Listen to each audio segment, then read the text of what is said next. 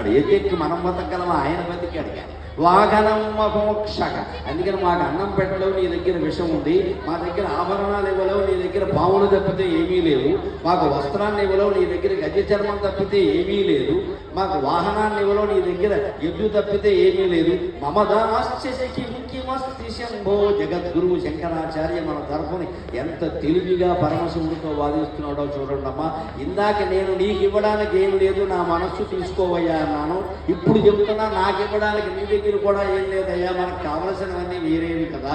అందుకని ఓ పని చేయి, తవ పాదాంబుజ భక్తిమేవదేహి. ఇందాక నా మనస్సు నీకు ఇచ్చాను కదా, అందులో పూరిలో పూర్ణం పెట్టి ఇచ్చినట్టుగా, బొబ్బట్లో శుభ్రంగా పూర్ణం వేసి మంట పెట్టి ఇచ్చినట్టుగా నీ పదభక్తి అనే దాన్ని నా మనస్సులో పెట్టి తిరిగి నా మనస్సు నాకు ఇచ్చేయి అని అడుగుతున్నాడమ్మా. అది భక్తి, అది భక్తి, అది భక్తి. ఎక్కడ 27వ శ్లోకం, ఎక్కడ 87వ శ్లోకం అండి. 60 శ్లోకాలు దాటి రాసినా సరే జగద్గురువు శంకరాచార్య ధారణాశక్తి చూడండి. ఆ మహానుభావుడు మన అదృష్టం కొద్దీ ఈ నేల మీద 32 సంవత్సరాలు నడయాడాడు. ఇంకో మాట చెప్పి నేను సెలవు తీసుకుంటా. శంకరాచార్య మీద, ఆయన సాహిత్యం మీద తెలుగు సాహిత్య ప్రభావం ఉంది.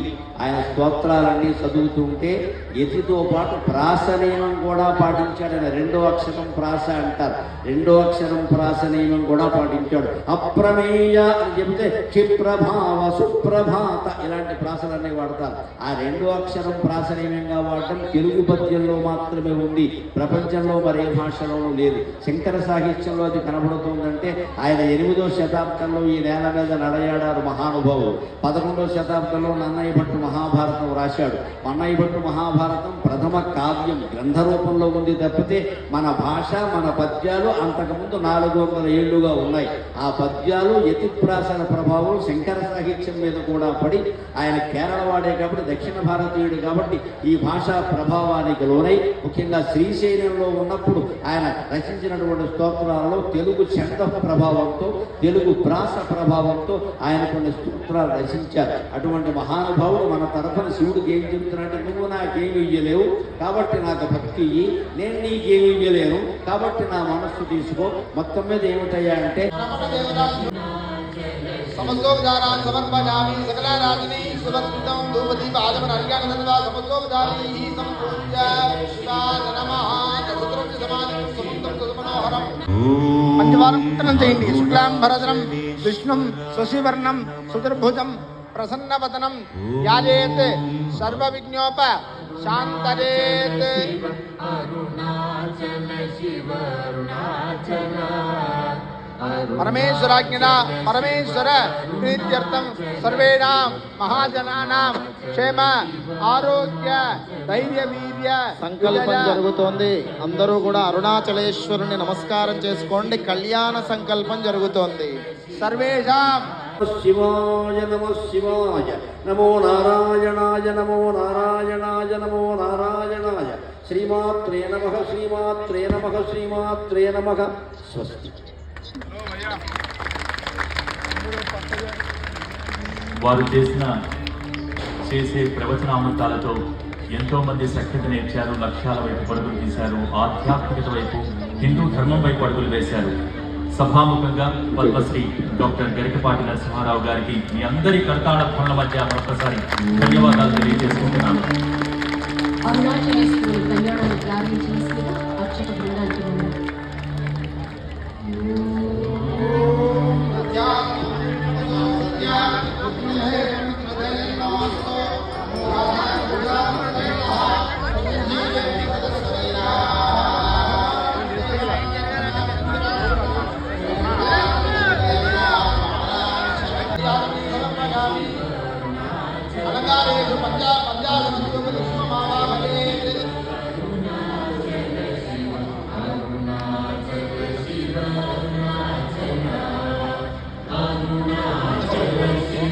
స్వామివారి యొక్క ఆరాధన జరుగుతోంది.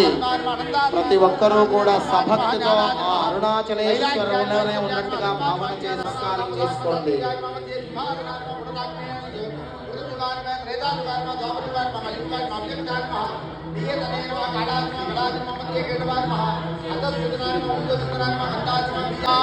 వ్యాసాది ఈశానమూర్ధాని మహామూర్ధే ఓం హింద్రకృతవక్రాయ మహావక్రే మహోరవక్రాయ మహావక్రే వామదేవ పుష్యాన్మానాభౌ సద్యోజాతమృతదే నమః పాదతో త్రయంబకే గౌరీ నారాయణ నమోస్తుతే.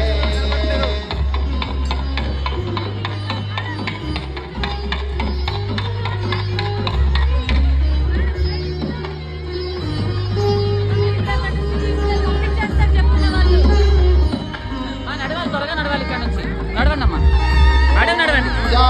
విద్యానాం ఈశ్వర సర్వభూతానాం బ్రహ్మాధిపతి బ్రహ్మానాధిపతి బ్రహ్మ.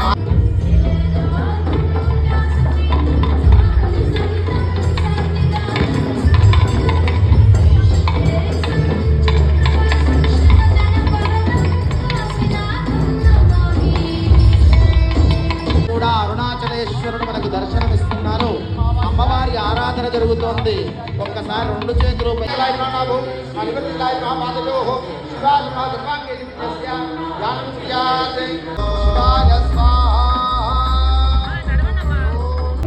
కళ్ళు చూసేని కళ్ళు చూడలేని కళ్ళు పాపేసే కళ్ళు చూసేని కళ్ళు ఓం మధుమాధారదానదే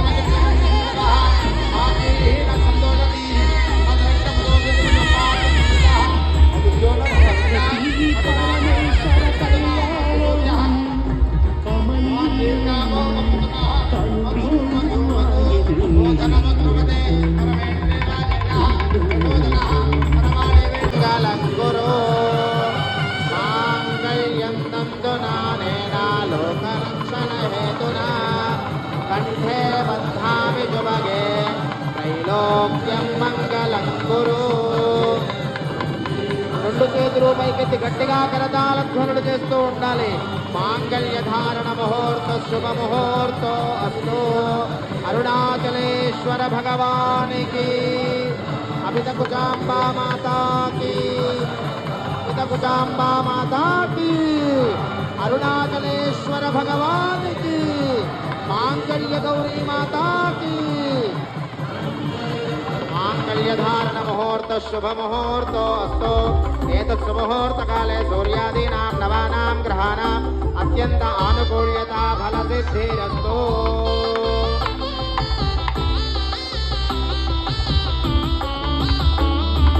పార్వతీ పరమేశ్వర కళ్యాణ పైకెత్తి నమస్కారం చేసుకోండి. అరుణాచలేశ్వర భగవానికి అభిత కుచాంబా మాతాకి. ఓం నమః శివాయ. ఓం యోపాం పుష్పం వేద పుష్పవాన్ ప్రజావాన్ పశుమాన్